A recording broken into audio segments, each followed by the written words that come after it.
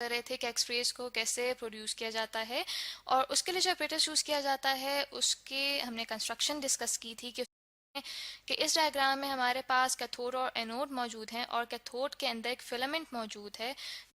तो जब filament heat up होगा उसकी वजह से कैथोड भी हीटअप होगा और कैथोड के अंदर थर्मल एनर्जी बढ़ेगी जिसकी वजह से इलेक्ट्रॉन्स यहाँ से एमिट आउट होंगे।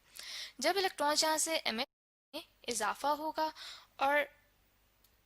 फिर वो स्ट्राइक करेंगे इस मेटल टारगेट से, जो कि टंगस्टन का हो सकता है, मोलिब्डेनम भी यूज़ किया जाता है। यानी कि जो हैवी एलिमेंट्स हैं, दैट मीन्स कि जिनके जो एटॉमिक नंबर हैं वो ज़्यादा हैं, ऐसे एलिमेंट्स को यूज़ किया जाता है टारगेट के तौर पे। तो जब इलेक्ट्रॉन्स यहाँ से एमिट आउट होंगे कैथोड में से, तो वो स्ट्राइक करेंगे इस मेटल टारगेट से,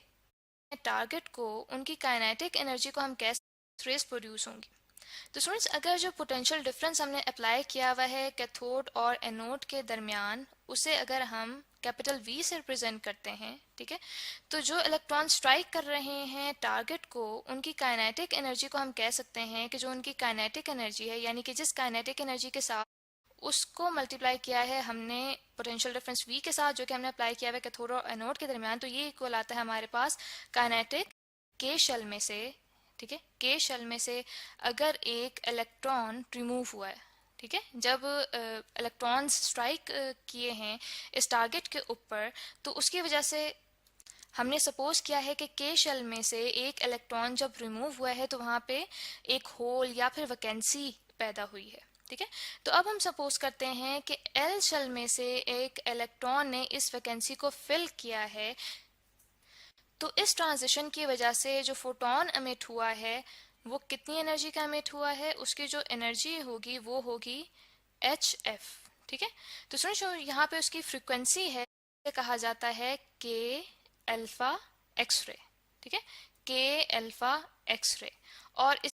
एक्सरे की फ्रीक्वेंसी है, ठीक है। और यहाँ पे जो हमारे पास एनर्जी आएगी वो हमारे पास जो एनर्जी डिफरेंस है वो आ जाएगा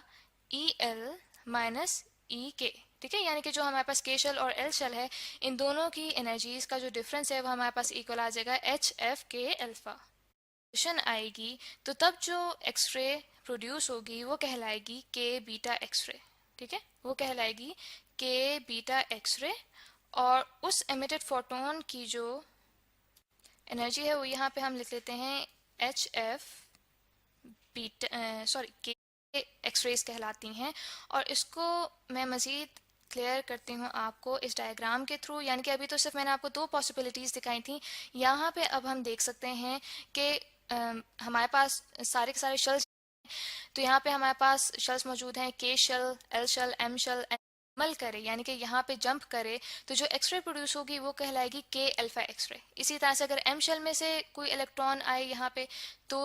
वो एक्सरे कहलाएगी के बीटा। इसी तरह से एन शेल में से कोई इलेक्ट्रॉन आए तो वो एक्सरेज कहलाएंगी के गैमा, ठीक है। और इसी तरह से अगर ओ शेल में से कोई इलेक्ट्रॉन जंप करके आए के शेल में वैकेंसी को फिल करने के लिए, तो वो एक्सरे कहलाएगी के सिग्मा। तो स्टूडेंट्स इसी कहलाएंगी एल अल्फा एक्सरे, ठीक है। इसी तरह से अगर कोई एन शेल में से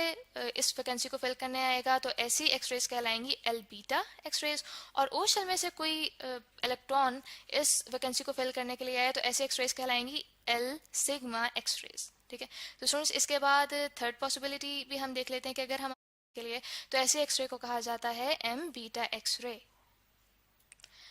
एनर्जीज होंगी कैरेक्टरिस्टिक एक्सरेज की। तो स्टूडेंट्स अगर हम ग्राफ देखें इन कैरेक्टरिस्टिक एक्सरेज की इंटेंसिटी, वो कितनी काइनेटिक एनर्जी के साथ उनके ऊपर बम्बार्ड हो रहे थे, वो हो रहे थे 35 किलो वोल्ट्स की काइनेटिक एनर्जी के साथ। तो स्टूडेंट्स यहाँ पे हम देख सकते हैं कि हमारे पास वाई एक्सिस पे रिलेटिव इंटेंसिटी मौजूद है और जो हमारे पास एक्सिस पे यहाँ पे शो हो रहे हैं, यानी कि हमारे पास खास वेवलेंथ्स हैं जिनके ऊपर ये एक्सरेज आ रही हैं। जबकि इन डिस्क्रीट लाइंस के साथ हमारे पास एक कॉन्टिन्यूस स्पेक्ट्रम भी यहाँ पे आप देख सकते हैं, जिसको यहाँ पे लिखा गया है ब्रेमस्ट्राहलंग कॉन्टिन्यूम। स्टूडेंट्स एक्चुअली जो ब्रेमस्ट्राहलंग कॉन्टिन्यूम है ये एक इफेक्ट होता है जिसके अंदर जब बम्बार्ड कराए जाने वाले इलेक्ट्रॉन्स टारगेट मटेरियल में से गुजरते हैं, तो कुछ इलेक्ट्रॉन्स जब न्यूक्लियस के बहुत करीब से गुजरते हैं तो न्यूक्लियस की वजह से जो फोर्स ऑफ अट्रैक्शन लग रही होती है उन इलेक्ट्रॉन्स के ऊपर, उसकी वजह से उनकी स्पीड स्लो डाउन होती है। और जब वो स्लो डाउन होते हैं यानी कि डिसेलरेटेड होते हैं, तो उसकी वजह से वो फोटॉन्स एमिट करते हैं। और जो वो फोटॉन्स एमिट करते हैं वो डिफरेंट वेवलेंथ्स के एमिट करते हैं, जिनको यहाँ पे एक स्पेसिफिक रेंज में यहाँ पे शो